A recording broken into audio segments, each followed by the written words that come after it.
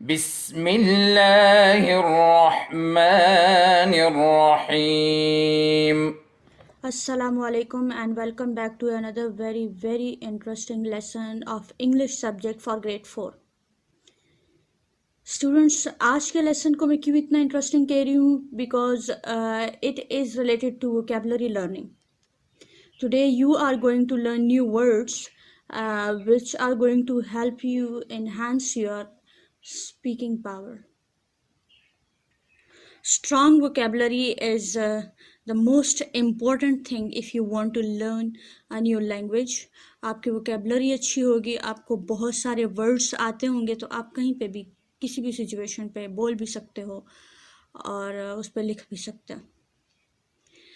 So students, today we are doing question number 2 of part B, working with words, and the question is,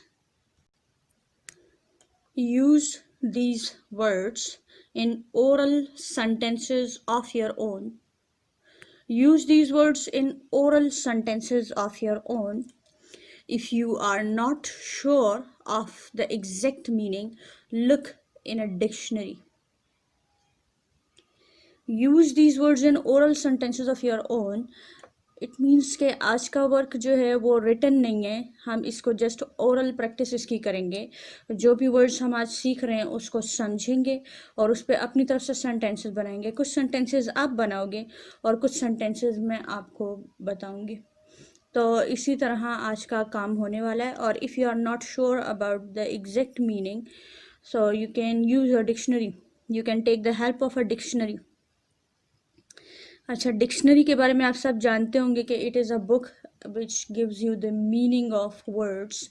English के जितने भी words होते हैं या किसी भी लैंग्वेज के जितने भी वर्ड्स होते हैं वो उस लैंग्वेज की डिक्शनरी में आपको मिल जाते हैं उसके मीनिंग के साथ. और अक्सर डिक्शनरीज आपको मीनिंग के साथ सेंटेंसेस भी प्रोवाइड कर देती है ताकि आप उसको अच्छी तरीके से समझ सको.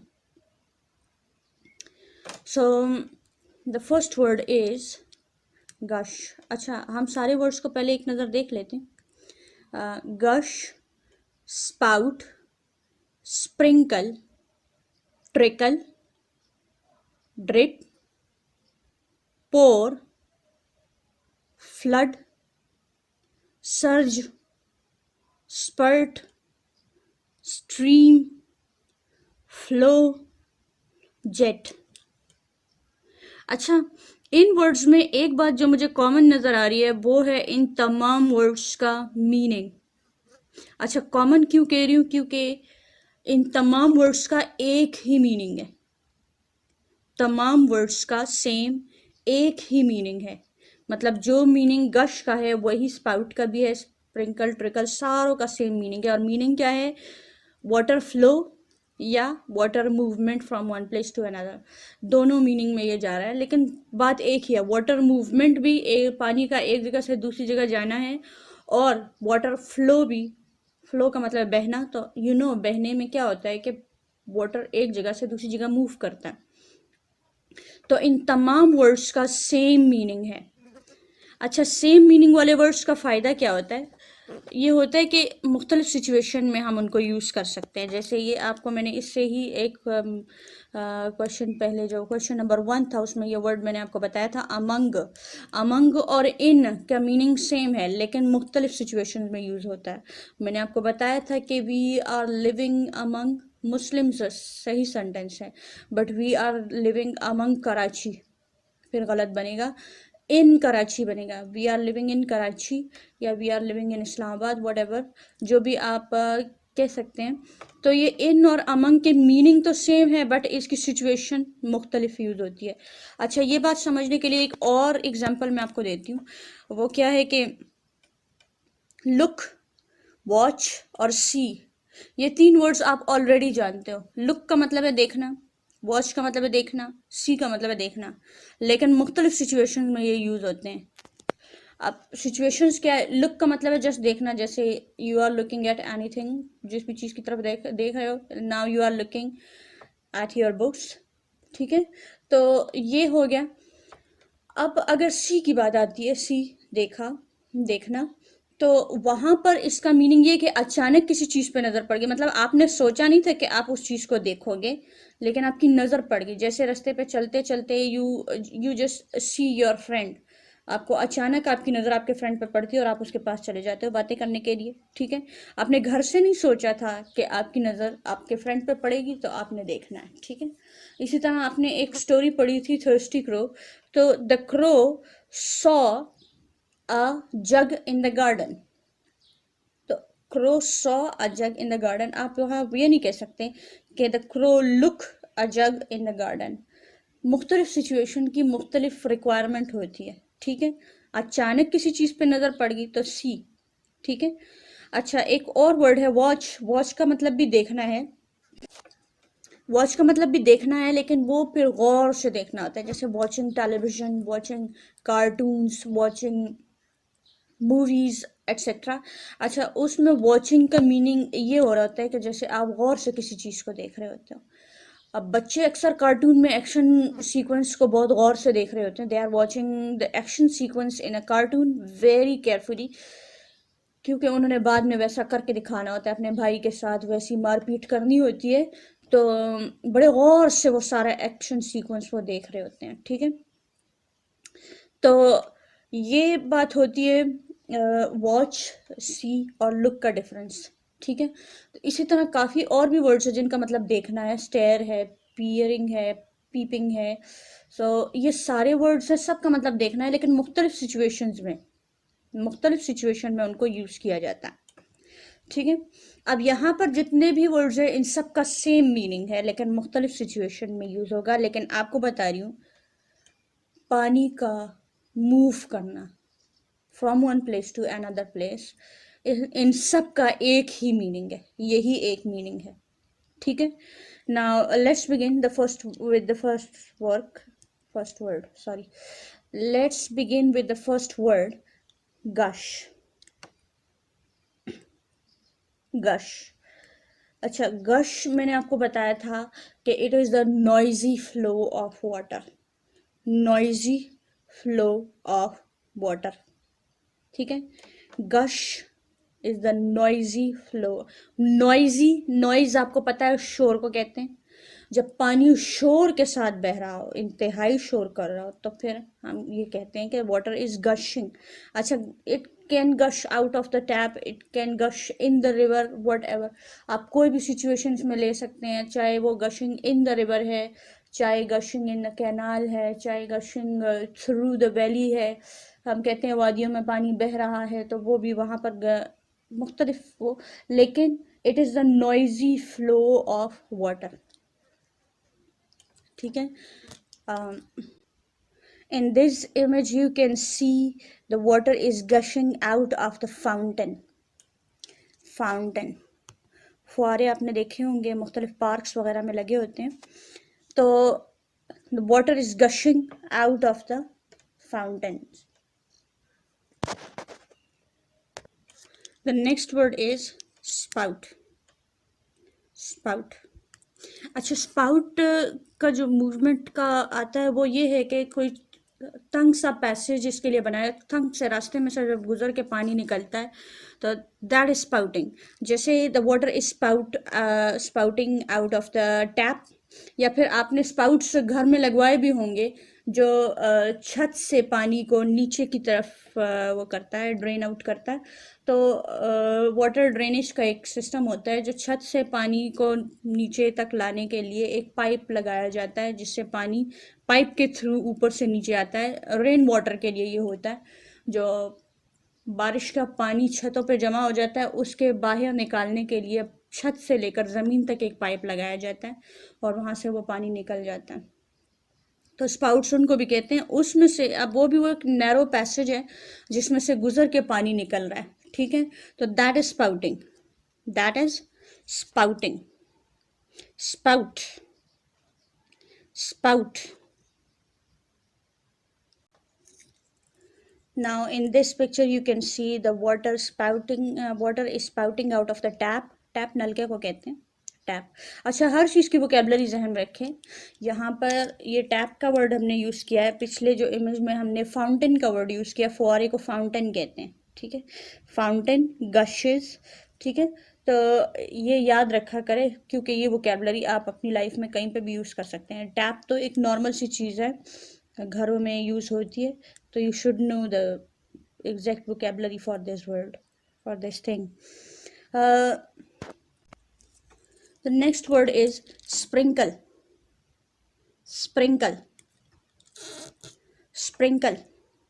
अच्छा, स्प्रिंकल का वर्ड जो है इसका मीनिंग है छींटे उड़ाना, ठीक है, छींटे उड़ाते हैं। अब जैसे कोई बंदा अनकॉन्शियस होके गिर जाता है, बेहोश होके गिर जाता है, तो उसको होश में लाने के लिए उसके ऊपर पानी स्प्रिंकल किया जाता है, आपने देखा होगा, छींटे मारी जाती है उसके फेस पे।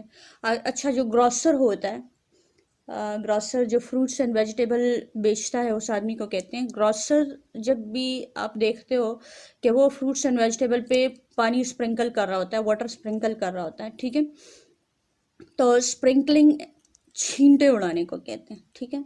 अब वो छींटे उड़ा रहे हैं या छींटे फेंक रहे हैं आप किसी भी चीज़ पे, दैट इज स्प्रिंकलिंग। अच्छा, आपको बताया है कि इन सब का मीनिंग सेम है, फ्लो, बट आप मुख्तलिफ सिचुएशन में मुख्तलिफ वर्ड ही यूज़ करेंगे। आप किसी के ऊपर वाटर गश नहीं कर सकते, ठीक है।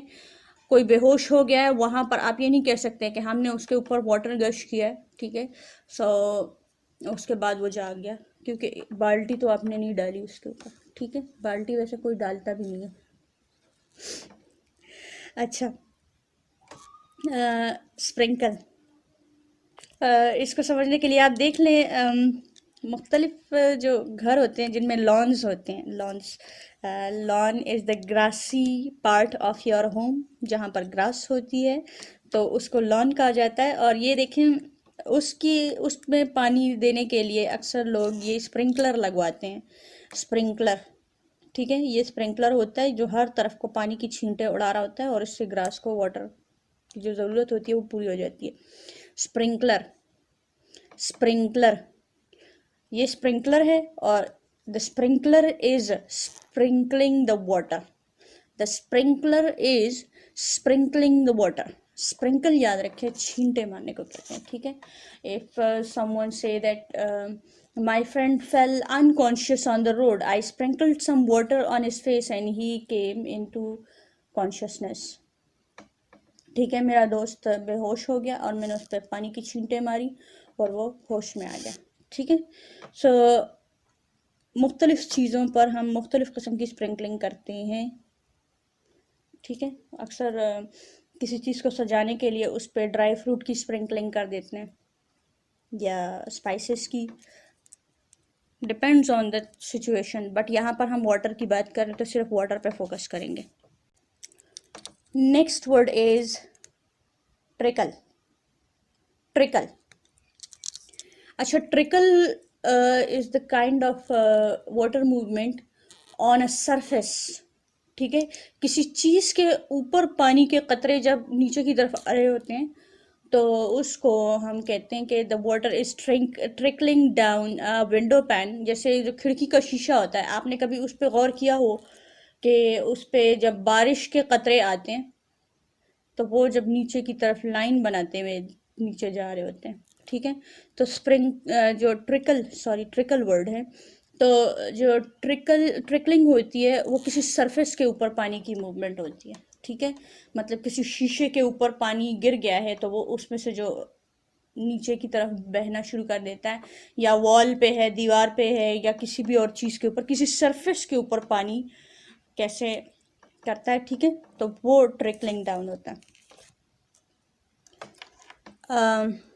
ये जो पिक्चर है ये ट्रिकल की नहीं है, ये ड्रॉप्स ऑफ वाटर की है।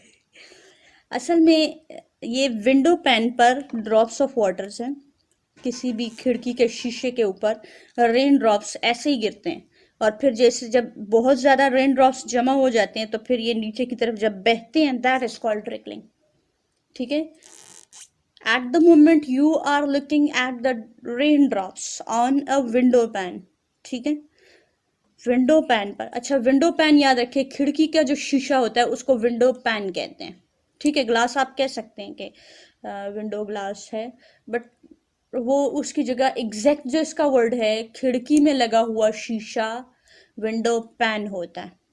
ठीक है, विंडो पैन। अच्छा, there are rain drops on a window pane and when they move downwards this is called trickling. Okay. अच्छा, ट्रिकलिंग जो होती है वो विंडो पैन्स या दीवार या शीशे के अलावा लीव्स और ट्रीज पे भी होती है। आपने कभी देखा हो बारिश के वक्त या बारिश के बाद जो ट्रीज के जितने भी लीव्स होते हैं, दरख्त के जितने भी पत्ते होते हैं, उस पर से जो पानी के कतरे नीचे की तरफ टपक रहे होते हैं, दैट इज ऑल्सो ट्रिकलिंग। आप देखोगे, अगर कभी आपने गौर किया हो, वो कतरा पत्ते के एक साइड से शुरू होता है, बहता बहता बहता बहता आखिर में पत्ते की जो नोक पे आ जाता है और वहां से ड्रिप कर जाता है। ठीक है, वहां से ड्रिप हो जाता है। अच्छा, ट्रिकलिंग पत्ते पर हो रही होती है, जब पत्ते के आखिरी नोक तक पहुंच जाता है उसके बाद से वो ड्रिप कर जाता है। अच्छा, ड्रिपिंग क्या होती है? कतरा कतरा करके गिरना। वो एक कतरा हो जाता है और फिर वो गिर जाता है। ठीक है, तो वहां पर पहले ट्रिकलिंग होती है पूरे लीफ पे। आप कभी देखना बारिश में, आपको ये फिनोमिनन समझ आ जाएगा। कभी बारिश में दरख्त के नीचे खड़े हो जाएं या किसी ऐसे दरख्त के पास खड़े हो जाएं या किसी ऐसे पौधे के पास खड़े हो जाएं जिसके पत्ते आपकी पहुंच तक हो, आपके आई लेवल पे हो, कि आपको नज़र आ रहे हो। ठीक है, और फिर आप नोट करें कि पानी का कतरा पत्ते के एक साइड से शुरू हो के दूसरे साइड तक ट्रिकल करता है और फिर ड्रिप कर जाता है। ठीक है, the next word is drip. अच्छा, ड्रिप मैंने अभी आपको बताया, और ड्रिप का वैसे नेम आप बच्चों ने सुना भी हुआ है, काफ़ी जगहों पे आपने ये नेम सुना हुआ है, तो आप लोगों को इसकी समझ आती भी होगी कि कतरा कतरा, एक एक कतरा करके अगर कहीं से पानी मूव कर रहा है तो दैट इज ड्रिपिंग। अच्छा, मैंने अभी आपको बताया टैप से वाटर स्पाउट, मतलब वहां पे आपको स्पाउट का वर्ड सिखाया, लेकिन अगर वही टैप आपने सही तरीके से बंद नहीं की, ठीक है, तो उससे जो एक एक कतरा नीचे आ रहा होता है, तो water is dripping from the tap. वहां आप ये नहीं कहोगे कि टीचर आपने तो बताया था कि टैप के लिए हम स्पाउट का वर्ड यूज करेंगे या गश का वर्ड यूज करेंगे। अच्छा, गश का वर्ड भी टैप के साथ यूज हो सकता है, तो आपने तो यहाँ पर ड्रिपिंग का वर्ड यूज कर लिया। तो डिपेंड करता है कि अगर आपने टैप बंद किया है और वो आपने सही तरीके से बंद नहीं किया, तो उससे जो एक एक कतरा करके नीचे गिर रहा होता है, सो दैट इज ड्रिपिंग। ठीक है, water is dripping from the tap. इसकी एग्जाम्पल है, आप देखें किसी स्ट्रीम में, किसी दरिया वगैरह में जब रेन ड्रॉप गिरती है, रेन ड्रॉप जब उसमें गिरती है तो इसी तरह सर्कुलर वेव्स बनती हैं। आपको ये सर्कल नज़र आ रहा है, और ये जो सर्कल किसकी वजह से पानी में जो शेप सी बनी हुई है, इनको वेव्स कहा जाता है। ठीक है, तो सर्कुलर वेव्स जब दरमियान में ड्रिपिंग हो रही होती है, ठीक है, जब पानी में एक कतरा गिरता है तो उस सेंटर में से तो पानी मूव करता है, लेकिन इर्द गिर्द सर्कुलर वेव्स बन जाती हैं। सर्कुलर वेव्स, सर्कल जानते हैं? बिल्कुल, सर्कल किसे कहते हैं? दायरे को कहते हैं। सर्कुलर वेव्स, ठीक है, ये जो पानी में मूवमेंट आ जाती है इसको वेव्स कहते हैं। अच्छा, पानी की मूवमेंट को वेव्स कहा जाता है। ठीक है, ये बात याद रखें। वो वेव्स किसी भी तरह की हो सकती है, वो सर्कुलर आए या फिर लाइंस में आए, जैसी भी आए उनको वेव्स कहते हैं। ठीक है, लहर। तो ये इसमें पानी ड्रिप हो रहा है। ठीक है, अच्छा, ड्रिप आपने देखी है, जब मरीज को ड्रिप लगती है तो वो भी एक एक कतरा ड्रिप हो रहा होता है, चाहे उसे ब्लड की ड्रिप लगी है, चाहे किसी मेडिसिन की ड्रिप लगी हुई है, तो उसमें पानी एक एक कतरा करके, या जो भी चीज़ उस ड्रिप में मौजूद है, तो वो एक एक कतरा करके मरीज की पल्स में जा रहा होता है। पल्स नब्स को कहते हैं, पल्स नब्स को कहते हैं। अच्छा, the next word is pour. Pour, pour. अच्छा, पोर जो होती है water movement from one thing to another thing. किसी एक चीज़ में पानी है, दूध है या चाय है, वो उससे हमने किसी और चीज़ में डालनी है, चाहे वो कप है या ग्लास है या कोई और बर्तन है, तो ये जो movement from one thing to another thing is called pouring. Pouring, ठीक है, पोरिंग। तो जो है यहाँ पर मैं आपको एग्जांपल के तौर पे दिखा रही हूँ। Now someone is pouring water from a bottle into a glass, from a bottle into a glass, water pouring, ठीक है। sometimes we pour tea from the teapot into a cup or milk from a jug into a glass, okay, and water from a bottle into a glass। अच्छा, पोर का word जो है वो बारिश के लिए भी यूज होता है। जब इंतहाई तेज बारिश हो रही होती है तो हम कहते हैं कि द रेन इज पोरिंग, ठीक है, और the clouds are pouring water, लेकिन वो उंडेल नहीं रहे होते आप पे पानी। मत ये मुहावरे के तौर पे यूज़ होता है। तो वहाँ पर आप बारिश के लिए यूज़ होता हुआ ये वर्ड देख ले तो इसका मतलब ये मत समझिएगा कि एक चीज़ से दूसरी चीज़ में डाला जा रहा है इसको। वहाँ पर मुहावरे के तौर पर ये वर्ड यूज़ हो रहा होता है, ठीक है। बारिश के लिए ये वर्ड अलग तौर पे यूज़ होता है, लेकिन हम हमारी जो लाइफ में हम यूज़ करते हैं तो हम एक बर्तन से दूसरे बर्तन में अगर पानी डाल रहे हैं तो we are pouring water from one pot to another pot, okay.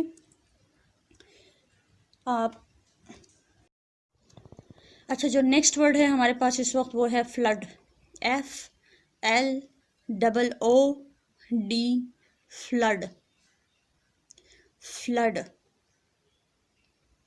अच्छा, फ्लड का अपना मीनिंग सैलाब होता है।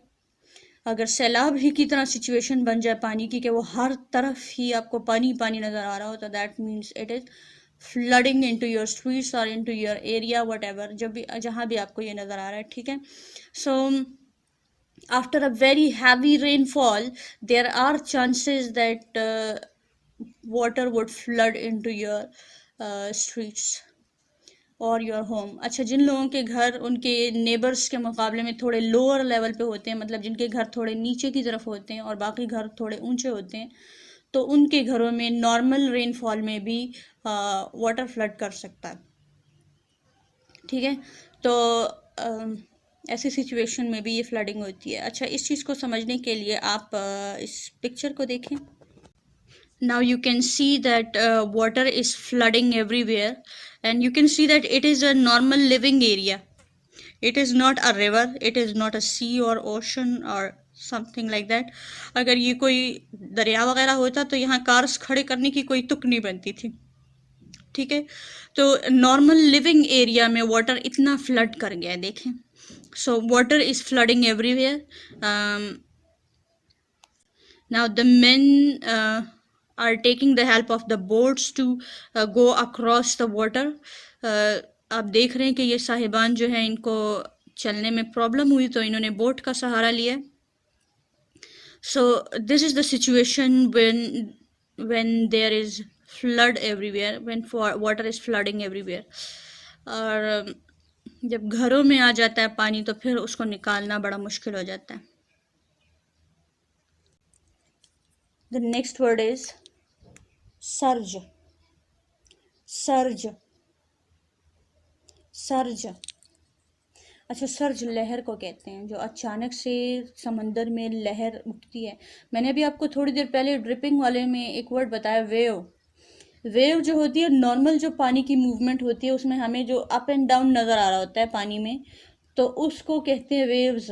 लेकिन अगर वो वेव इंतहाई ऊंची चली जाए, मतलब जो इंतहा की तेज़ी के साथ, प्रेशर के साथ चल रही हो वेव, तो उसको सर्ज कहते हैं। अच्छा, इसको समझने के लिए इस पिक्चर की तरफ आप देख लें। Now you can C a great surge in the ocean in this picture।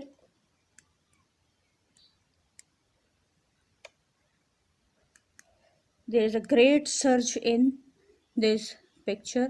समंदर में आपको बिल्कुल करीब, ये जो करीब यहाँ पर एक बहुत बड़ी जो आपको वेव नज़र आ रही है, ये सर्ज है, surge. Water is surging, surging.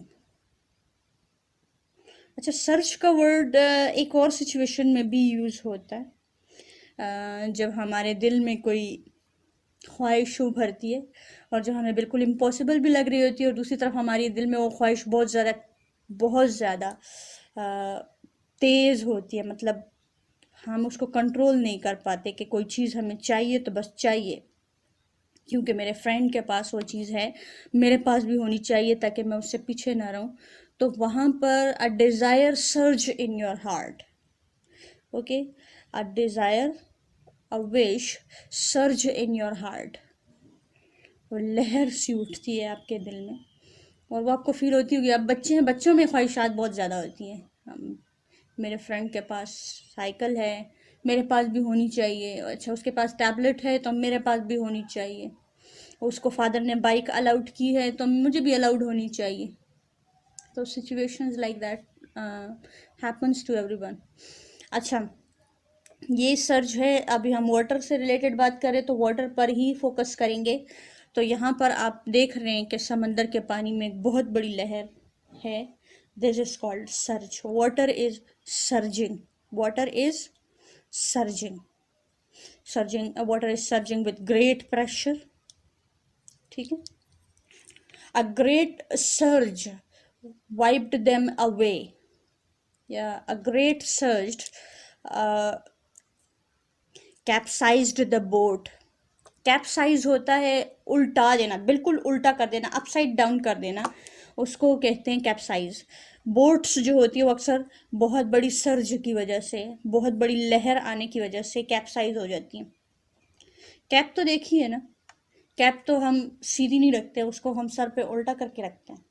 अच्छा, आप यहाँ पर उल्टा समझ रहे होंगे, यानी कैप जिस साइड साइड पे होती है, या छोड़े छोड़े उस बात को, उल्टा हो गया, ठीक है, कोई चीज़ उल्टी हो जाए तो उसको हम कैप्साइज कहते हैं, ठीक है।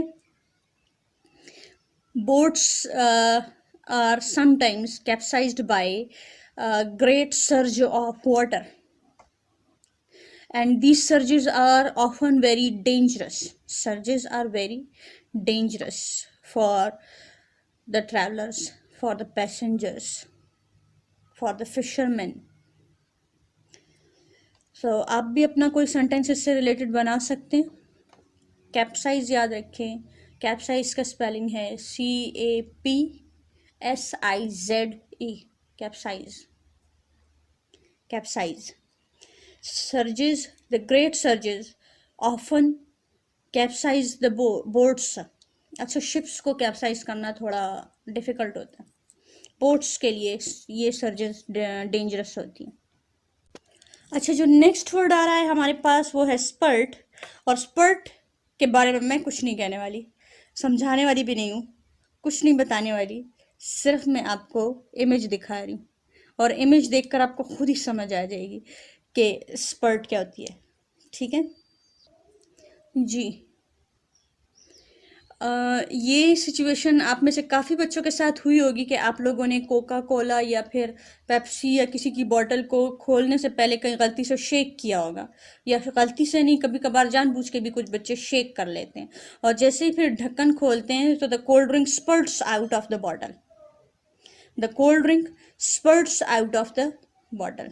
तो स्पर्टिंग जो है नॉर्मली काफ़ी लोगों के साथ होती है। अच्छा, अगर आपके साथ वो नहीं हुई कि आपने बॉटल का ढक्कन खोला और कोल्ड ड्रिंक सारी स्पर्ट आउट हो गई, तो अगर वो नहीं हुआ तो नॉर्मली हर किसी के साथ ये होता है कि जब ग्लास में कोल्ड ड्रिंक डाल रहे होते हैं तो जिनको पता नहीं होता और वो जल्दी से ग्लास को फुल करने की कोशिश में ज़्यादा कोल्ड ड्रिंक डाल देते हैं, तो वो जो उसके ऊपर फोम बनती है वो सारी स्पर्ट आउट कर जाती है, ठीक है। जो उसके ऊपर झाग बनती है तो वो सारी स्पर्ट आउट कर जाती है, ठीक है। सो ये एक इंतहाई कॉमन फिनोमिना है जो आपको अपनी डेली लाइफ में तकरीबन तकरीबन बहुत ज़्यादा देखने को मिला होगा। मैं तो काउंटेबल ये बात नहीं है, क्योंकि बहुत सारी सिचुएशन में ये ऐसा हो जाता है। नॉर्मली औरतों को बॉटल खोलने में ये प्रॉब्लम का वो होता है, बल्कि लड़कियों को, छोटी बच्चियों को। लड़के तो फिर भी एक्सपर्ट होते हैं, लड़के जानबूझ कर करते हैं, जानबूझ के शेक करके और उसको स्पर्ट आउट करवा देते हैं खुद ही। The next word is streaming. अच्छा, streaming is the peaceful flow of water, it is the opposite of gush, ठीक है। गश जो होता है नॉइजी होता है, इंतहाई शोर वाला, और स्ट्रीमिंग जो होती है पीसफुल। आपने कभी चश्मे का पानी बहता हुआ अगर आपने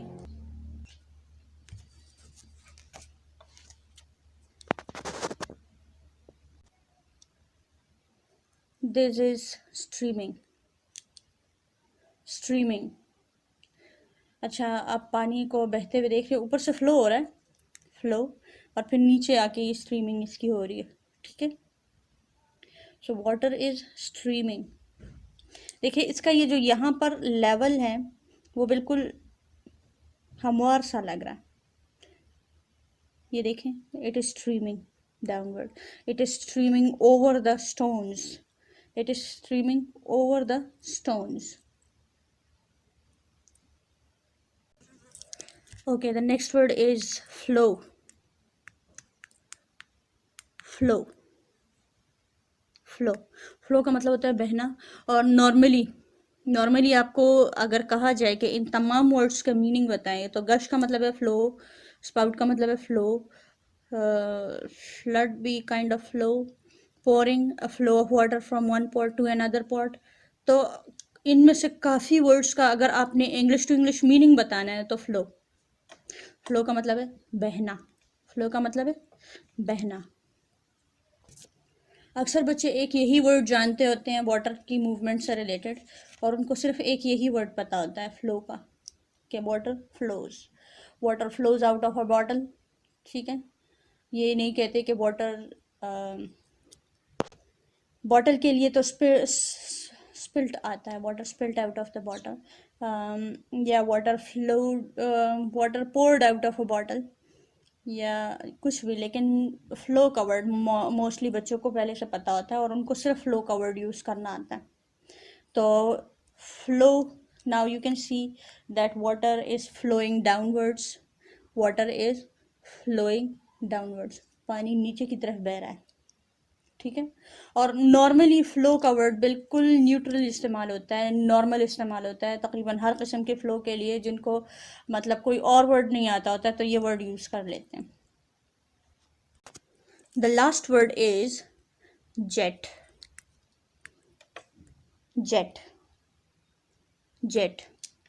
अच्छा, जेट जो है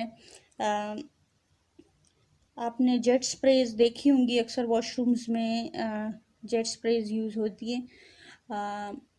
jetting, water is jetting out of something का मतलब है कि बहुत प्रेशर से वाटर एमिट हो रहा है किसी भी चीज़ से। तो वाटर की जो प्रेशर के लिहाज से ये फ्लो है, उसका मतलब इंतहाई pressurised flow of water is called jetting. Okay, water is jetting out of the jet spray, water is jetting out of anything. अब मैं आपको एक चीज़ और दिखा रही हूँ, उसमें आप देख रहे होंगे कि water is jetting out of that instrument. आप देख लें यहाँ पर water is jetting out of it, water is jetting out of it. अच्छा, साइड पे आप देख रहे हो, यहाँ तो वाटर इज जेटिंग, यहाँ के लिए क्या वर्ड यूज करोगे जो साइड पे इससे ड्रॉप्स जा रही, वाटर इज ट्रिकलिंग, ठीक है, बड़े बड़े ड्रॉप्स है। अच्छा, ये एक एक ड्रॉप होता तो क्या होता, ड्रिपिंग, ठीक है, trickling, tripping. Now at the moment you can see that water is trickling from the side of this thing, trickling. लेकिन अगर ये एक एक ड्रॉप करके निकल रहा होता तो हम क्या कहते, water is dripping from the side of this thing, ठीक है। एंड ऑब्वियसली पिक्चर तो जेट की है तो इसको देख ले, water is jetting out of it, water is jetting out of it. अच्छा, रोशनी बहुत ज़्यादा होने की वजह से ये जो लेज़र लाइट है इसकी लाइट बहुत कम नज़र आ रही है। आई होप आप सब देख सकते हैं इसको। सो ये था हमारा आज का lesson. I hope you learn a lot. आपके लिए जो आज का होमवर्क है वो ये है कि आप इसमें से अपनी मर्ज़ी के 5 वर्ड्स के सेंटेंसेस बनाओगे, अपनी मर्ज़ी के 5 वर्ड्स के सेंटेंसेस बनाओगे और वो हमें दिखाओगे। अच्छा, आप में से सबसे अच्छा बच्चा वो होगा जो इन सारे वर्ड्स के सेंटेंसेस बना लेगा, ठीक है, सबसे अच्छा बच्चा। लेकिन अगर किसी को कोई बहुत ही प्रॉब्लम हो रही है तो 5 सेंटेंसेस आप बना सकते हैं। आप देखते हैं कि कौन सा बच्चा सबसे ज़्यादा अच्छा है, ठीक है। मैंने एक्सप्लेन किया, किसी किस्म का कोई भी सवाल हो, कोई चीज़ ना समझ आई हो, कोई चीज़ के बारे में कोई पूछना चाहते हैं तो आप पूछ सकते हो। किसी भी सवाल में हिचकिचाने की कोई ज़रूरत नहीं है, आपको सवाल का जवाब इंशाल्लाह टाइमली दिया जाएगा। اللهم انفعنا بما علمتنا وعلمنا ما ينفعنا وزدنا علما.